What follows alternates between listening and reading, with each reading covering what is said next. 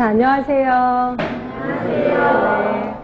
네, 공중보건 담당하고 있는 김희영입니다. 제가 학교에서 강의하고 있는 것도 아시는 분은 아실 거예요.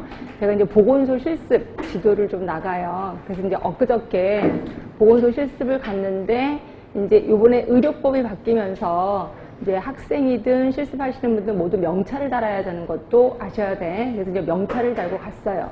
근데 이제 복도에서 어떤 할머니가 저 팔을 딱 잡는 거예요. 그래서 선생님 이러는 거예요. 그러니까 이 할머니는 저를 보건소 식구라고 생각을 한 것 같아요.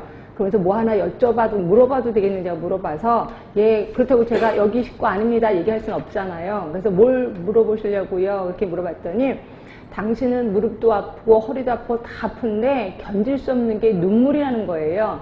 그래서 눈물이 툭하면 많이 나오는데 슬프지도 않은데, 특히 날이 추우면 눈물이 엄청 쏟아져갖고 눈 가장자리가 약간 짓물렀다라고 얘기를 하시더라고요. 그래서 병원에 가도 별 뾰족한 수가 없다. 그래서 이걸 어떻게 하면 좋겠느냐고 얘기를 하더라고요.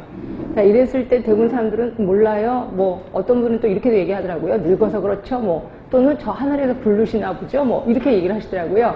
그래서 제가 알고 있는 상식대로, 자, 여러분도 알고 계셔야 돼. 이제 눈이라는 건, 자, 눈이 이렇게 있어요.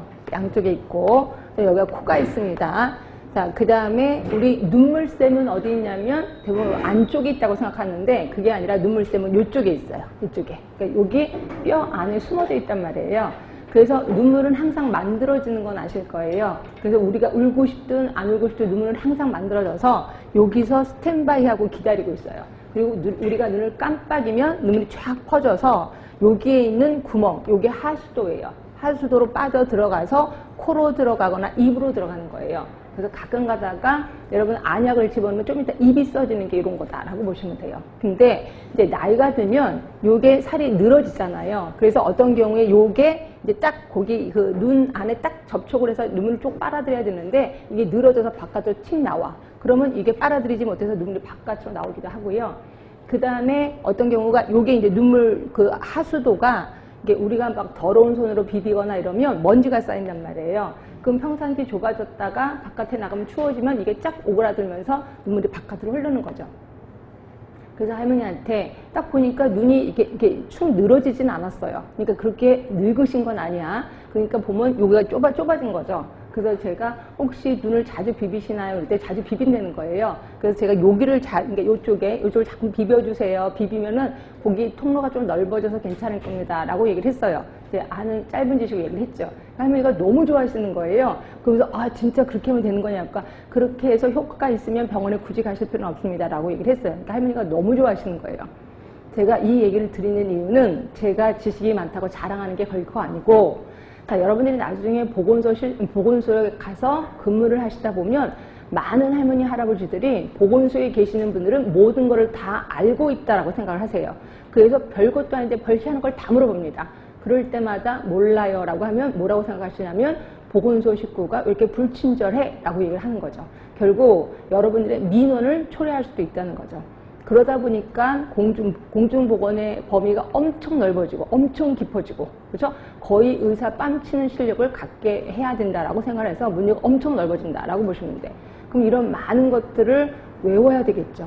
그러면 우리가 인간인데 이거 어떻게 다 외워? 예, 그래서 외우는 거 제가 뭐라 했어요? 반복이 중요하다. 자꾸 반복을 해서 아예 상식하시는 거죠. 상식하시면 어디서 꾹 찔러도 딱 답이 나올 수 있게끔. 그래서 제가 반복이 되게 중요하다라고 얘기를 하고 있습니다. 자, 그래서 저는 반복을 3번 해드릴 거예요. 물론 여러분은 그보다 더 많이 반복을 하셔야 되겠죠. 자, 제가 하루에 3강을 할 겁니다. 그러니까 1시간 하고 10분 쉬고 1시간 하고 10분 쉬는데, 1시간 거의 수업 다 할 때쯤 끝날 때 한 5분 전에, 자, 우리 책을 보시면 거기 38쪽에 그 파이널 테스트라고 있을 거예요. 일명 제가 가로놓기라고 얘기를 하고 있습니다. 그래서 조금 전에 배웠던 거를 중요한 단어를 가로놓기를 한 거예요. 그래서 여기에 가로놓기에 글을 쓰거나 이러면 절대로 안 돼. 딱 보시면서 조금 전에 배웠던 단어를 생각하게끔. 그래서 어떤 분이 요번에 그 합격 수계에 보니까 이걸 아예 복사해서 이걸 갖고 다니셨다면서요. 괜찮은 것 같아요. 그래서 본인이 필요한 거 더 집어넣으시고 갖고 다니면서 계속 보는 거죠. 그래서 이런 걸 일명 저는 동량 공부라고 하는데, 동량 공부 할 수밖에 없습니다. 그렇게 왔다 갔다 하면서 계속 외우셔야 이게 상식화가 될 거고 이게 머릿속에 좀 오래 남는다라고 보시면 돼. 그러니까 이런 식으로 한 번 반복을 할 거고요. 그리고 이제 여러분 가시면 이제 일주일 뒤에 다시 오실 겁니다. 그럼 결국 일주일 동안 시간이 있다는 거죠. 그러니까 오늘 배운 거를 7개로 나눠서 계속 복습을 하시는 거야. 근데 복습을 하실 때도 예를 들어서 7개로 나눠서 하루 할지, 이틀치 할지, 3일치 할지 할 때 하루 오늘 했죠. 그리고 내일 요거서부터가 아니라 처음부터 다시 하는 거예요. 그리고 3일째도 다시 처음부터 다시 한다 라고 하시면 돼.